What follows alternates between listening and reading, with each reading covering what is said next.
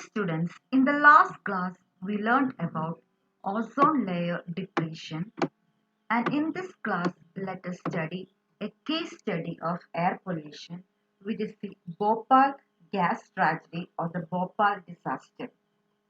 The Bhopal gas tragedy is the tragic gas leak incident on the night of 2nd December or the early hours of 3rd December in 1984 at Bhopal, Madhya Pradesh. In this incident, several lakhs of the city residents were exposed to 30 to 40 tons of the highly toxic methyl isocyanate gas and small amounts of phosgene, etc., which leaked from the Union Carbide India Limited pesticide plant in Bhopal. It is regarded as the world's worst industrial disaster in which 20,000 people died, 1,000 people became blind, and more than 1 lakh people continue to suffer from various illnesses. In the Bhopal Union Carbide India Limited, the insecticide carbaryl was manufactured by the reaction between methyl isocyanate or MIC and alpha naphthol. The MIC for the process was prepared from methylamine and phosgene, and it was stored in a large storage tank at the plant. So this is phosgene and this is methyl isocyanate. Methyl isocyanate, when reacted with alpha naphthol, gives the carbaryl, the insecticide carbaryl. MIC is highly reactive and it can react with several active hydrogen containing compounds including water. It is assumed that water had entered the tank and some catalytic material had initiated a violent exothermic reaction between MIC and water, leading to very high pressure and the violent bursting of the tank. The enquiries that followed the incident revealed that it had resulted from a total breakdown of the safety measures at the plant and the negligence of the authorities.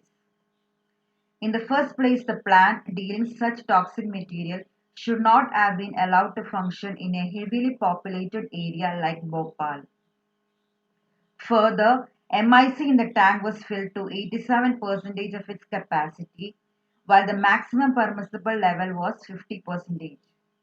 Also, MIC was not stored at 0 degrees centigrade but around 20 degrees centigrade as the cooling systems had been shut down about 5 months before the incident.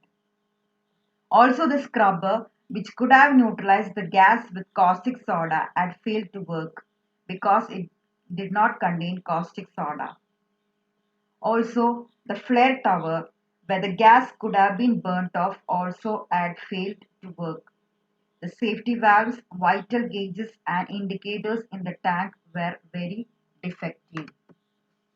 So this is the flare tower that was present in the Union Carbide Company Limited, and it was not at all working. The scrubber was also not working, and the refrigeration system was also not working. This is a scrubber.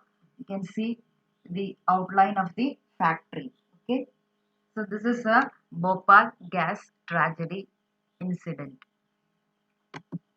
Now let us discuss what are the methods to control air pollution. Many steps should be taken to control air pollution. One is that better automobile engines should be designed to ensure complete combustion of the fuel. Another one is that use of gaseous fuels should be ensured rather than liquid or solid fuels because they completely combustion with air. Also, we have to attach electrostatic precipitators to exhaust, industrial exhaust, and also automobile exhaust. Also, the height of chimney should be raised. Furnace fuels of low sulfur content should be used in power plants, industries, etc., so that pollution can be minimized. Also, gaseous pollutants should be absorbed or dissolved in a device called scrubber. Also, excessive use of pesticides and chlorofluorocarbons should be prevented. The next one is cigarette smoking should be banned in all public places. And always we have to plant more and more trees so that the carbon dioxide balance is kept intact. So these are the ways by which we can control air pollution.